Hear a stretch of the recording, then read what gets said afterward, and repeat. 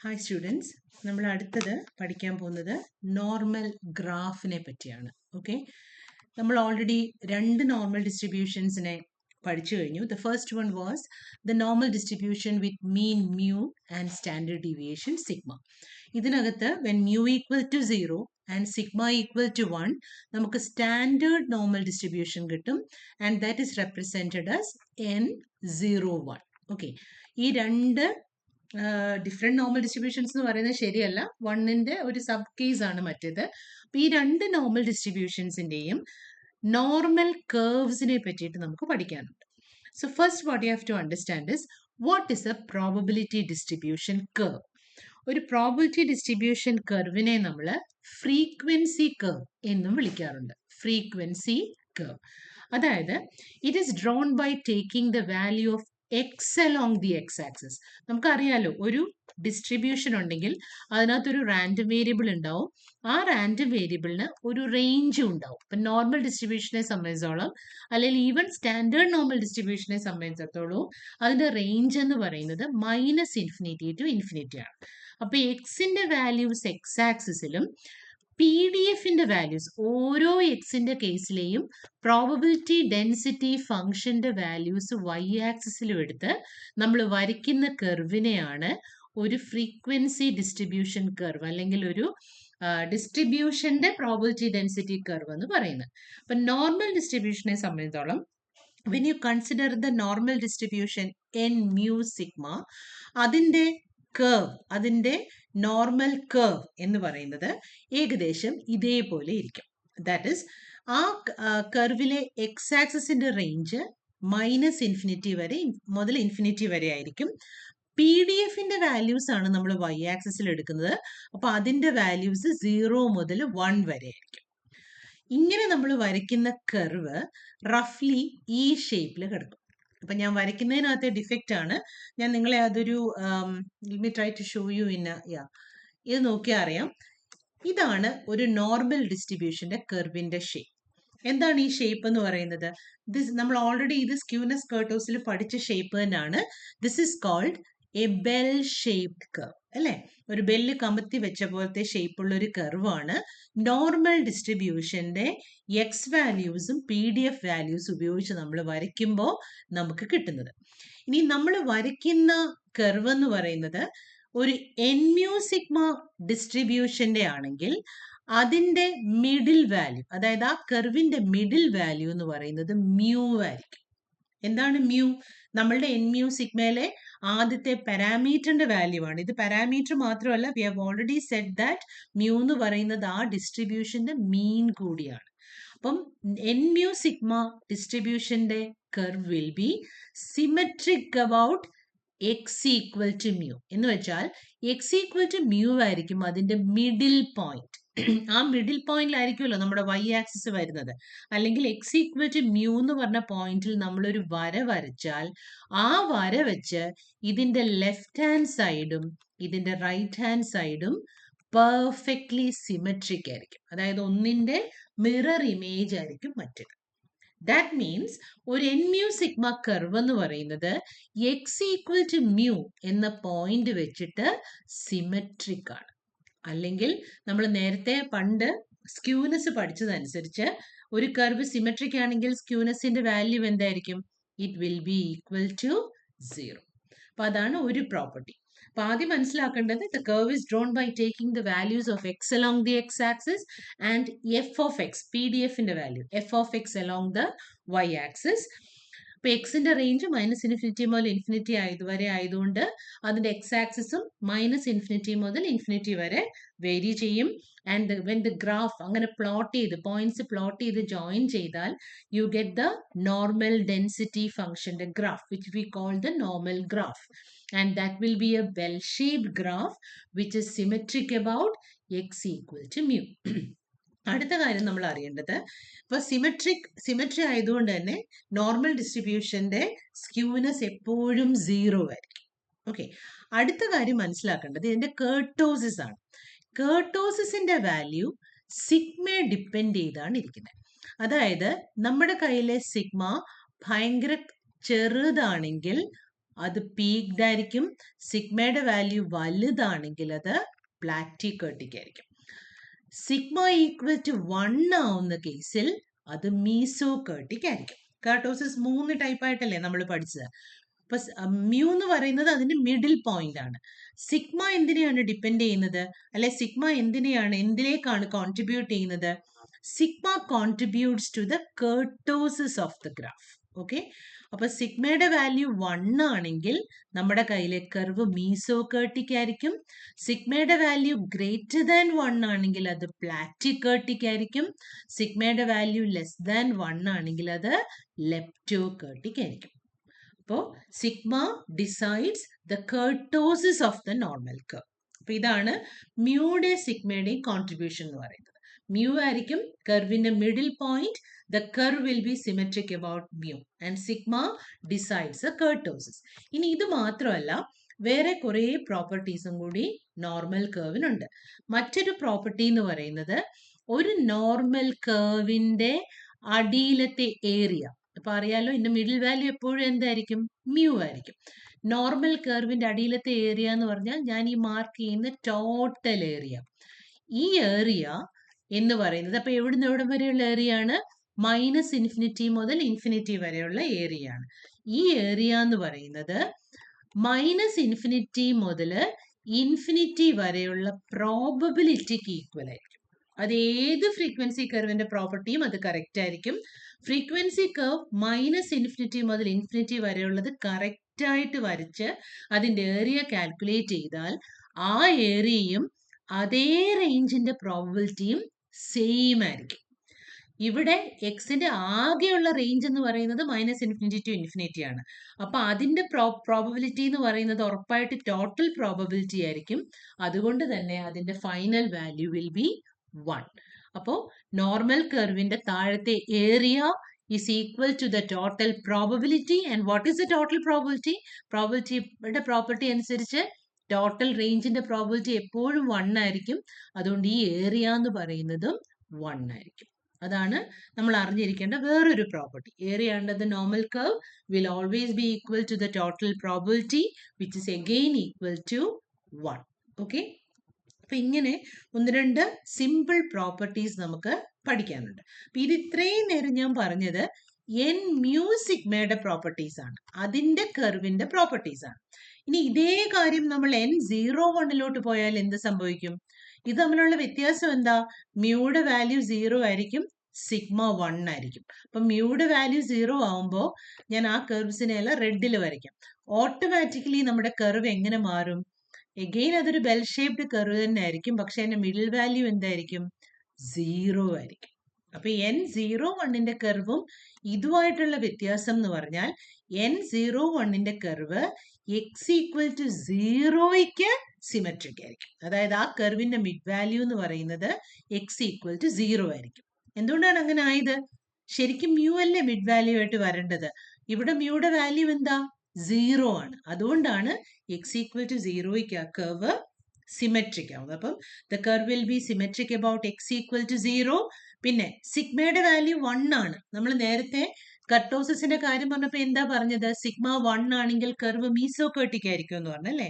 അപ്പൊ അതുകൊണ്ട് തന്നെ ഈ കർവ് ഓട്ടോമാറ്റിക്കലി മീസോകേർട്ടിക് ആയിരിക്കും. Because the kurtosis is, the value of sigma is 1. സിഗ്മയ്ക്ക് വേറെ ഒരു വാല്യൂ എടുക്കാൻ പറ്റില്ല. So the curve will be mesokurtic. Curve ഇവിടെയും മറ്റേ പ്രോപ്പർട്ടി സെയിം തന്നെയാണ്. കർവിനടിയിലത്തെ ടോട്ടൽ ഏരിയ എന്ന് പറയുന്നത് ടോട്ടൽ പ്രോബബിലിറ്റിയോട് ഈക്വൽ ആയിരിക്കും, അത് 1 ആയിരിക്കും. ഓക്കെ, അപ്പൊ ഇത്രയും കാര്യങ്ങളാണ് ഏറ്റവും സിമ്പിൾ ആയിട്ടുള്ള നോർമൽ കർവിന്റെ കുറെ പ്രോപ്പർട്ടീസ്. ജസ്റ്റ് ഒന്നുകൂടെ we'll go through that once more. So what is a distribution curve? It is obtained by plotting the values of x along the x-axis and the value of the PDF along the y-axis. അങ്ങനെ വരയ്ക്കുമ്പോൾ for a normal distribution ആ curve ഇങ്ങനെ bell shaped ആയിരിക്കും. And n mu sigma ആണ് നിങ്ങളുടെ distribution എങ്കിൽ the curve will be symmetric about mu. And symmetric about mu means the skewness of the curve will be 0. And the kurtosis will depend upon the value of sigma. When sigma equal to 1, it is mesokurtic. When sigma is greater than 1, it is platykurtic. When sigma is less than 1, it is leptokurtic. പിന്നെ ആ ഗ്രാഫിന്റെ അടിയിലത്തെ total area എന്ന് പറയുന്നത് total പ്രോബബിലിറ്റിക്ക് equal ആയിരിക്കും. And what is A total probability? It is A probability of the total value of X. എക്സിന്റെ റേഞ്ചിന്റെ മുഴുവൻ പ്രോബബിലിറ്റിയാണ് total probability എന്ന് പറയുന്നത്. ഇവിടെ എക്സിന്റെ റേഞ്ച് -∞ to ∞ ആയതുകൊണ്ട് probability of -∞ less than x less than infinity is called the total probability. So total area is equal to total probability which is equal to 1. ഇവിടെ ഒരു കാര്യം കൂടെ നമ്മൾ പറഞ്ഞേ പറ്റുള്ളൂ. ടോട്ടൽ ഏരിയ ടോട്ടൽ പ്രോബിലിറ്റി ആണ്. അതേപോലെ തന്നെ നമുക്ക് ഒരു കാര്യം കൂടെ പറയാൻ പറ്റും. ഇതിനിടയിലെ ഏത് ഏരിയ നിങ്ങൾ എടുത്താലും, സപ്പോസ് എനിക്ക് എക്സ് ഈക്വൽ ടു എ മുതൽ എക്സ് ഈക്വൽ ടു ബി വരെയുള്ള ഏരിയ വേണമെന്നിരിക്കട്ടെ. ഈ ഏരിയ എന്ന് പറയുന്നത് അതേ റേഞ്ചിന്റെ പ്രോബിലിറ്റിക്ക് ഈക്വൽ ആണ്. അതായത് it is equal to probability of A less than X less than B. പ്രോബിലിറ്റിയും ഏരിയയും ഏകദേശം സിനോണിമസ് ആയിട്ടുള്ള രണ്ട് കൺസെപ്റ്റ് ആണ്. അപ്പൊ ഏത് രണ്ട് വാല്യൂസിനിടയിലെ ഏരിയ വേണമെങ്കിലും അത് ആ പ്രോബിലിറ്റി ഉപയോഗിച്ച് കണ്ടുപിടിക്കാം. തിരിച്ചിട്ട് ഏത് രണ്ട് വാല്യൂസിനിടയിലെ പ്രോബിലിറ്റി വേണമെങ്കിലും ഏരിയ ഉപയോഗിച്ച് കണ്ടുപിടിക്കാം. അതാണ് ഒരു ഫ്രീക്വൻസി ഡെൻസിറ്റി കർവും പ്രോബബിലിറ്റി ആയിട്ടുള്ള കണക്ഷൻ. ഈ ഒരു കൺസെപ്റ്റ് നമുക്ക് ന്യൂമറിക്കൽ പ്രോബ്ലംസ് ചെയ്യാനായിട്ട് ഭയങ്കര അത്യാവശ്യമാണ്. നോർമൽ കർവ് ഉപയോഗിച്ചിട്ടാണ് നോർമലിലെ ന്യൂമറിക്കൽ പ്രോബ്ലംസ് നമ്മൾ ചെയ്യുന്നത്. ഓക്കെ, ഈ കൺസെപ്റ്റ് നന്നായിട്ട് മനസ്സിലാക്കി വെച്ചോണം. ഒരു കർവ് എടുത്താൽ ആ കർവിനടിയിലത്തെ ഏത് ഏരിയ എടുത്താലും, ഇപ്പൊ ഞാൻ പറയാണ് എനിക്ക് എക്സ് ഈക്വൽ ടു -2 മുതൽ എക്സ് ഈക്വൽ ടു -1 വരെയുള്ള ഏരിയ വേണം എന്ന് പറഞ്ഞാൽ അത് എന്തിനോട് ഈക്വൽ ആയിരിക്കും? -2 less than X less than -1 അതിനോട് ഈക്വൽ ആയിരിക്കും.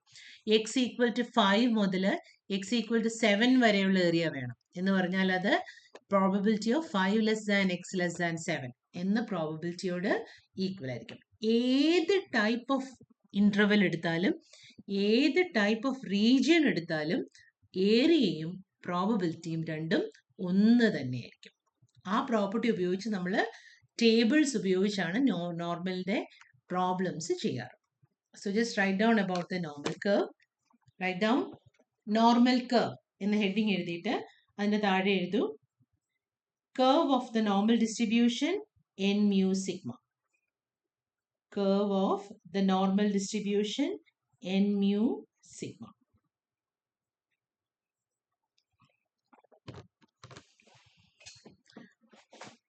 Into number 1, the curve of the normal distribution n mu sigma. The curve of the normal distribution n mu sigma varies from -∞ to infinity, varies from -∞ to infinity, and is bell-shaped in nature, and is bell-shaped in nature.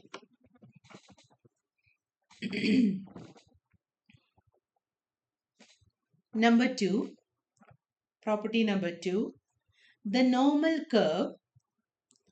normal curve is symmetric about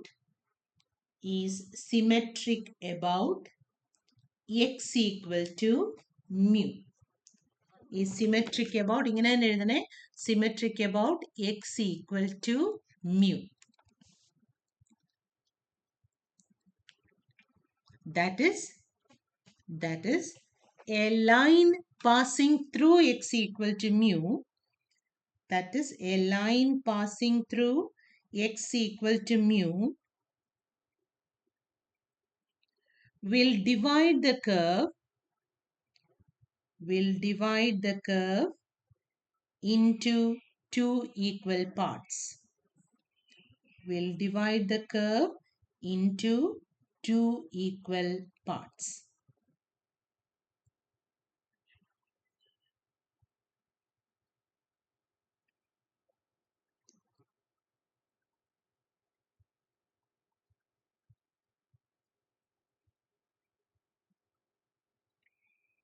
Okay, I'll divide the curve into two equal parts.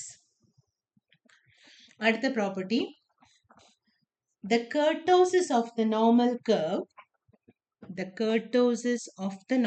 curve depends upon the value of sigma. Kurtosis of the normal curve depends upon the value of sigma. Kurtosis നമ്മൾ പഠിച്ച ഓർമ്മയുണ്ടല്ലോ അല്ലെ? 3 type of kurtosis ആണ്. Flat curves ആണെങ്കിൽ പ്ലാറ്റിക്കർട്ടിക് എന്ന് വിളിക്കും. Normal ആയിട്ടുള്ള, അതായത് നമ്മൾ അന്നും നോർമൽ എന്നുള്ള വേർഡ് യൂസ് ചെയ്തിട്ടുണ്ട്.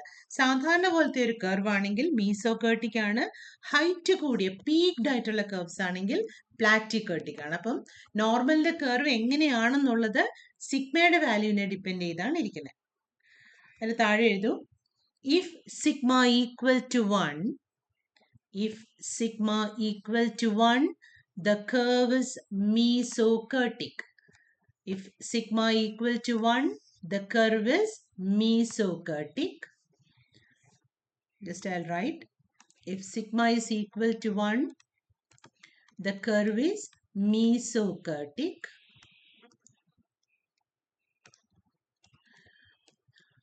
If sigma greater than 1, the curve is platykurtic.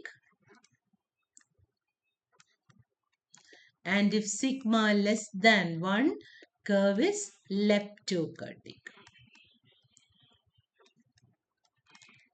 Sigma less, അതായത് സിഗ്മയുടെ വാല്യൂ കൂടുന്ന അനുസരിച്ച് കൂടുതൽ ഫ്ലാറ്റ് ആയിക്കൊണ്ടേയിരിക്കും. ഇപ്പോൾ ഒരു എക്സാമ്പിൾ പറയുകയാണെങ്കിൽ സിഗ്മയ്ക്ക് 3 വാല്യൂ എടുക്കുവാണ്. സിഗ്മ 1ഉം സിഗ്മ 0.5ഉം സിഗ്മ 5ഉം. ഇങ്ങനെ എടുക്കുകയാണെങ്കിൽ നമ്മുടെ കർവ് വരുന്നത് ഇങ്ങനെയായിരിക്കും. സിഗ്മ 1ന്റെ കർവ് മീസോകേർട്ടിക് ആയിട്ട് ഇങ്ങനെ പോവും. സിഗ്മ 5ന്റെ കർവ് ഇങ്ങനെ ഇതായിരിക്കും. സിഗ്മ 5യുടെ കർവ്. സിഗ്മ 0.5ന്റെ കർവ് എന്ന് പറയുന്നത് ഇങ്ങനെ വരും. ഓക്കെ, ഈ രീതിയിൽ ഇങ്ങനെ പീക്ഡ് ആയിട്ട് പോകും. അപ്പൊ സിഗ്മയുടെ വാല്യൂ കുറയുന്ന അനുസരിച്ച് പീക്കഡ്നെസ് കൂടും. ഓക്കെ, ഇതായിരിക്കും സിഗ്മ ഈക്വൽ ടു 5, ഇതായിരിക്കും സിഗ്മ ഈക്വൽ ടു 1, ഇതായിരിക്കും സിഗ്മ ഈക്വൽ ടു 0.5. ഇങ്ങനെയാണ് കർട്ടോസിസിനെ അത് ഡിസൈഡ് ചെയ്യുന്നത്. ഓക്കെ, അപ്പം അടുത്ത point എഴുതൂ, the area under the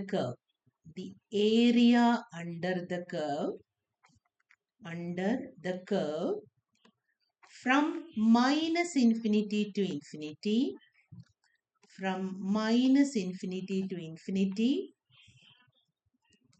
is equal to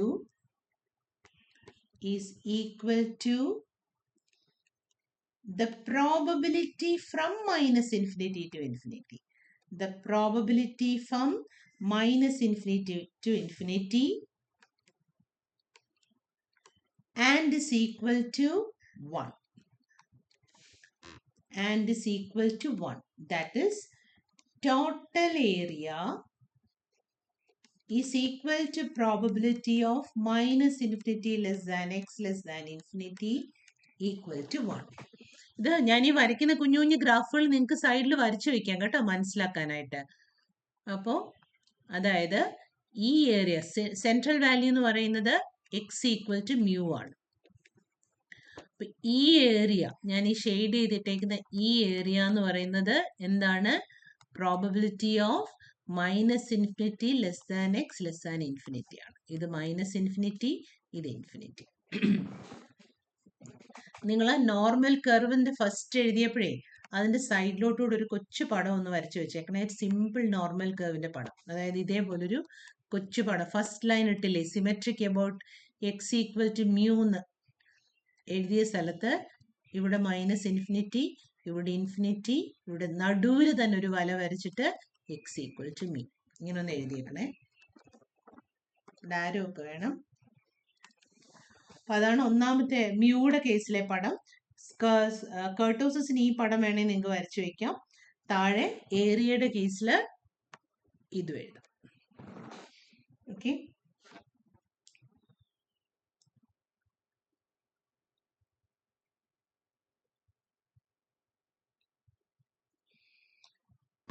അപ്പൊ ഇതൊക്കെയാണ് നോർമൽ ഡിസ്ട്രിബ്യൂഷന്റെ കർവിന്റെ പ്രോപ്പർട്ടീസ്. ഇനി നമുക്ക് അടുത്തത് സ്റ്റാൻഡേർഡ് നോർമൽ ഡിസ്ട്രിബ്യൂഷന്റെ കർവിലോട്ട് പോവാം. Standard normal distribution.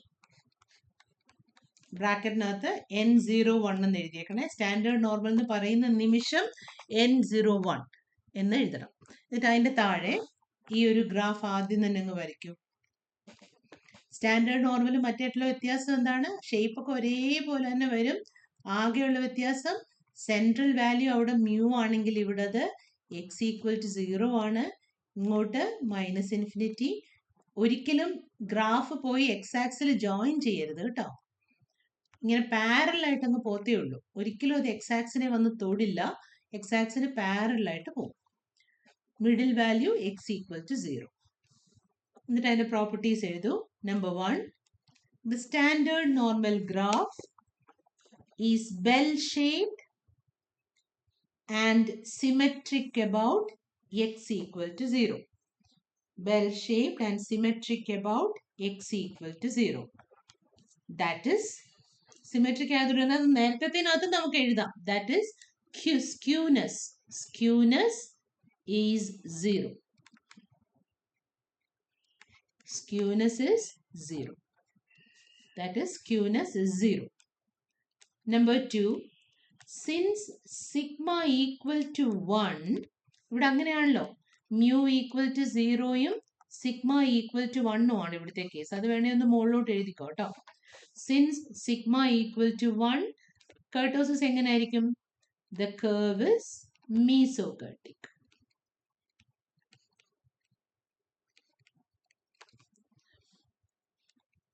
Number 3, area under the curve. Under the curve is equal to total probability equal to 1. Total probability equal to 1. That is, നേരത്തെ എഴുതിയ പോലെ എഴുതിക്കേ. Total area is equal to total probability. അതിനെ നമുക്ക് എങ്ങനെ എഴുതാം? Total പ്രോബബിലിറ്റിയെ equal to P of -∞ less than x less than infinity equal to 1. -∞ less than x less than infinity equal to 1.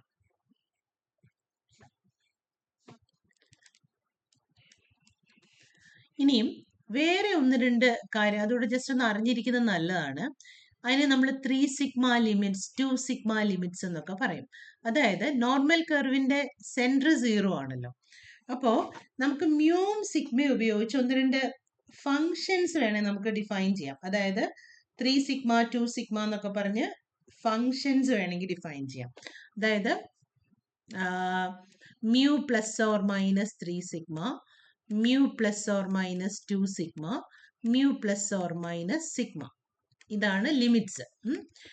അപ്പൊ അതായത് ഒന്നെന്ന് പറയുന്നത് മ്യൂ പ്ലസ് 3 സിഗ്മ മുതൽ മ്യൂ മൈനസ് 3 സിഗ്മ വരെ. Mu plus or minus 3 sigma എന്ന് പറഞ്ഞാൽ എന്താണ്? Mu minus 3 sigma comma mu plus 3 sigma, അതാണല്ലോ ആ ഇന്റർവെല്. അടുത്തത് mu minus 2 sigma, mu plus 2 sigma. മൂന്നാമത്തേത് mu minus sigma, mu plus sigma. അപ്പൊ നോർമലിന്റെ പ്രോപ്പർട്ടി അനുസരിച്ച് ഈ ഇന്റർവെലിനകത്ത്, അതായത് mu minus 3 sigma mu plus 3 sigma എന്ന് പറയുന്ന ഇന്റർവെലിനുള്ളില് 99.7% ഏരിയ ഉണ്ടെന്നാണ് പറയുന്നത്. അതായത് ഇതിനിടയില് ഇതിനിടയിലെ പ്രോബബിലിറ്റി എന്ന് പറയുന്നത് 0.997 ആണ്. മ്യൂ മൈനസ് 3 സിഗ്മ മുതൽ മ്യൂ പ്ലസ് 3 സിഗ്മ വരെയുള്ള പ്രോബബിലിറ്റി, അതിനെ നമുക്ക് എങ്ങനെ എഴുതാം? Probability of mu minus 3 sigma less than X less than mu plus 3 sigma എന്നത് 0.997 ആണ്. ഇതെന്ന് പറയുന്നത് 0.955 ആണ്. ഇതെന്ന് പറയുന്നത് 0.68 ആണ്. ഇത് നോർമലിന്റെ ഒരു പ്രോപ്പർട്ടിയാണ്. നമുക്കത് N01 അപ്ലൈ ചെയ്ത് നോക്കിയേ.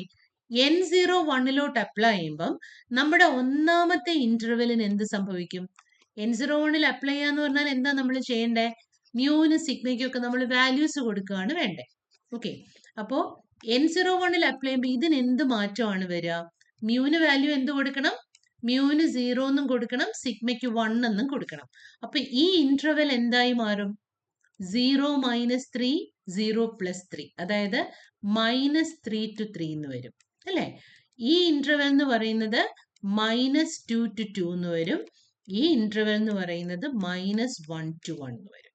ഓക്കെ, അതുകൊണ്ട് തന്നെ നമുക്ക് എന്ത് പറയാം? സ്റ്റാൻഡേർഡ് നോർമലിന്റെ കേസിൽ -3 less than X less than 3 എന്ന് പറയുന്നത് 0.99 ആയിരിക്കും. പ്രോബബിലിറ്റി ഓഫ് -2 ലെസ്, സത്യത്തിൽ നമ്മൾ സ്റ്റാൻഡേർഡ് നോർമലിനെ എക്സ് എന്ന് റെപ്രസെന്റ് ചെയ്യാറില്ല. കാരണം നോർമലും സ്റ്റാൻഡേർഡ് നോർമലും തമ്മിൽ അണ്ടർസ്റ്റാൻഡ് ചെയ്യാനായിട്ട് സ്റ്റാൻഡേർഡ് നോർമലിനെ നമ്മൾ എപ്പോഴും ഇസഡ് എന്ന് പറയുന്ന ലെറ്റർ കൊണ്ടാണ് റെപ്രസെന്റ് ചെയ്യുന്നത്. -2 less than Z less than 2 എന്ന് പറയുന്നത് 0.95 ആണ്.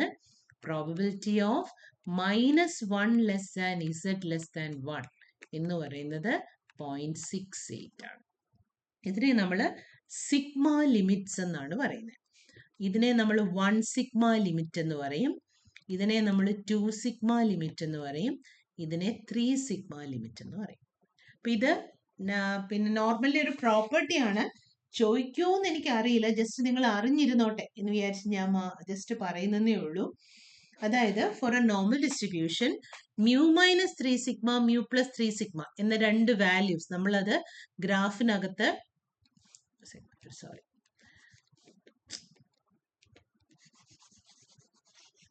just represent it and show.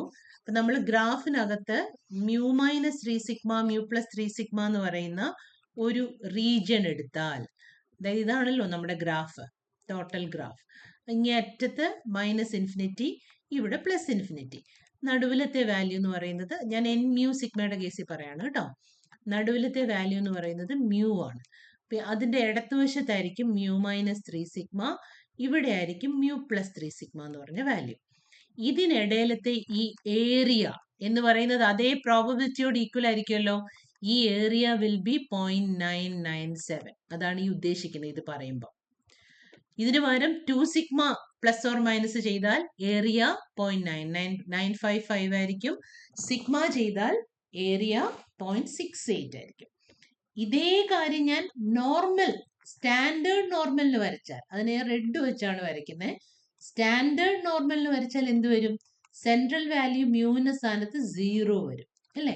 അങ്ങനാണെങ്കിൽ -3ക്കും +3ക്കും എങ്ങനെയാണ് -3 +3 വന്നതെന്ന് മനസ്സിലായോ? ഇതിനകത്തോട്ട് മ്യൂവിന് 0യും സിഗ്മയ്ക്ക് 1 കിട്ടതാണ്. അപ്പോഴാണോ നമുക്ക് സ്റ്റാൻഡേർഡ് നോർമൽ കിട്ടുന്നത്, n01 കിട്ടുന്നത്. അങ്ങനെ ആവുമ്പം നമ്മുടെ 3 സിഗ്മ ലിമിറ്റ് ഈ രീതിയിലോട്ട് മാറും. -3ക്കും +3ക്കും ഇടയിൽ എത്ര ശതമാനം വാല്യൂസ് ഉണ്ട്? 0.997. ഇതിനെ നമുക്ക് 99.7% എന്നും വിളിക്കാം. ബിക്കോസ് 0.997 എന്ന് പറയുന്നത് 99.7% എന്ന് പറയുന്നതിനോട് ഈക്വൽ ആണ്. അപ്പൊ 99.7% ഓഫ് ഒബ്സർവേഷൻസ് അല്ലെങ്കിൽ അത്രയും ഏരിയ ലൈസ് ബിറ്റ്വീൻ -3 to +3. -2 മുതൽ +2 വരെ എത്രയാണ്? 95.5% വാല്യൂസ് അല്ലെങ്കിൽ പ്രോബബിലിറ്റി ഈസ് 0.955. അത് 2 സിഗ്മ ലിമിറ്റിനകത്തും 1 സിഗ്മ ലിമിറ്റിനകത്ത് 68% വാല്യൂസ് അല്ലെങ്കിൽ 0.68 probability of values will lie എന്ന് പറയാൻ പറ്റും. അപ്പൊ അത് പ്രോപ്പർട്ടീസ് എഴുതിയിട്ട് അതിന്റെ തൊട്ട് താഴെ നോട്ട് എന്ന് പറഞ്ഞ് എഴുതിയാൽ മതി. 3 sigma limits, 3 sigma limits. Number 1, 99.7% values, 99.7% values of the normal distribution, 99.7% values of the normal distribution lies between μ-3 sigma and μ+3 sigma. Lies between μ-3 sigma and μ+3 sigma. That is ഈ ഒരു ലൈൻ എഴുതൂ കേട്ടോ. That is probability of μ-3 sigma less than x less than μ+3 sigma equal to 0.997. അതാണ് അതിന്റെ meaning. ആ രണ്ട് വാല്യൂസിനിടയിൽ ഒരു കിടക്കാൻ ഒരു വാല്യൂ കിടക്കാനുള്ള പ്രോബബിലിറ്റി 0.997 ആണ്. അടുത്ത പോയിന്റ് നമ്പർ 2, ഇത് പോയിന്റ് നമ്പർ 1 ആയിരുന്നു. പോയിന്റ് നമ്പർ 2, ഇത് 1, അടുത്തത് 2. 95.5% values of the normal distribution. 95.5% values of the normal distribution lies between mu minus 2 sigma and mu plus 2 sigma. Lies between mu minus 2 sigma and mu plus 2 sigma. That is probability of mu minus 2 sigma less than x less than mu plus 2 sigma equal to 95.5. And number 3, 68.3, correct ആയിട്ട് പറഞ്ഞാൽ 68.3% values of the normal distribution lie between mu minus sigma and mu plus sigma. That is a probability statement അതേപോലെ എഴുതിക്കേ. That is probability of mu minus sigma less than x less than mu plus sigma equal to 0.68. അയ്യോ, ഇവിടെ 95.5 അല്ല, 0.955 ആണ്. തെറ്റിപ്പോയെ, തിരുത്തണേ മുകളിലത്തേത്. 0.68. ഇതിനെ നമ്മൾ കറക്റ്റായിട്ട് ഗ്രാഫിൽ represent ചെയ്താൽ ഇങ്ങനെയാണ് ഇരിക്കുക.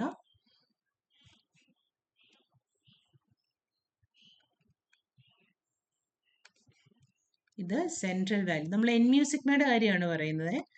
മ്യൂ, ഇത് മ്യൂ മൈനസ് സിഗ്മ,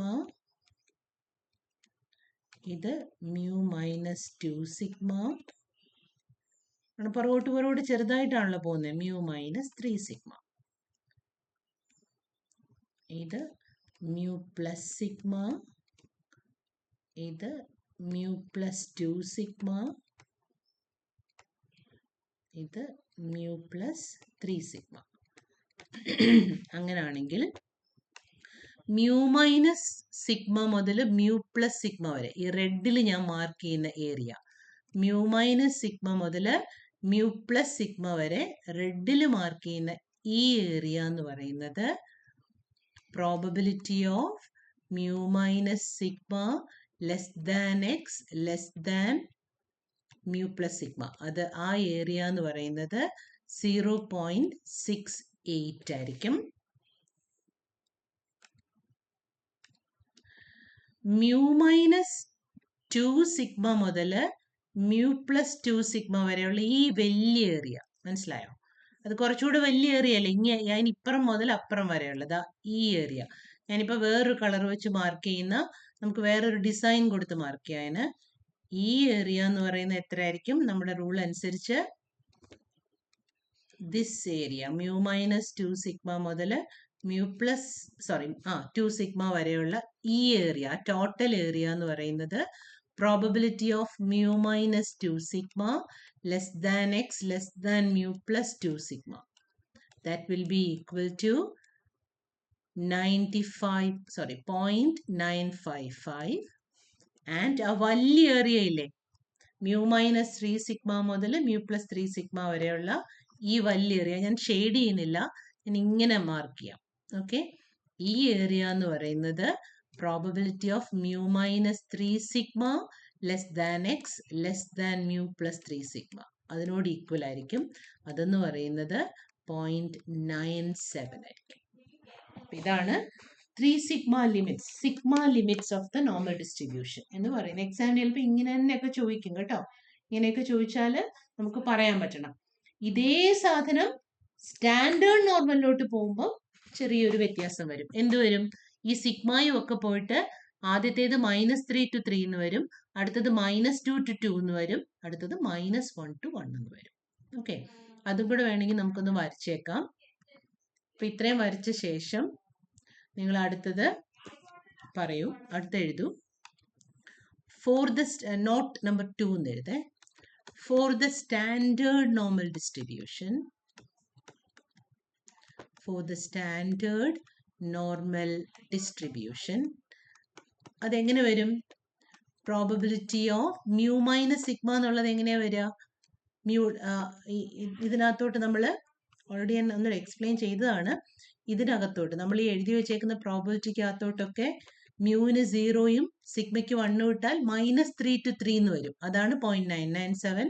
-2 to 2 ആണ് 0.955. -1 to 1 ആണ് 0.68. കാരണം മ്യൂ 0യും സിഗ്മ 1 ഇടുമ്പോൾ അങ്ങനെയാണത് ചേഞ്ച് ആയത് വരുന്നത്. So P of -3 less than Z less than 3 എന്ന് പറയുന്നത് 0.975. P of -2 less than Z less than 2 എന്ന് പറയുന്നത് 0.955. P of -1 less than Z less than 1 എന്ന് പറയുന്നത് 0.683.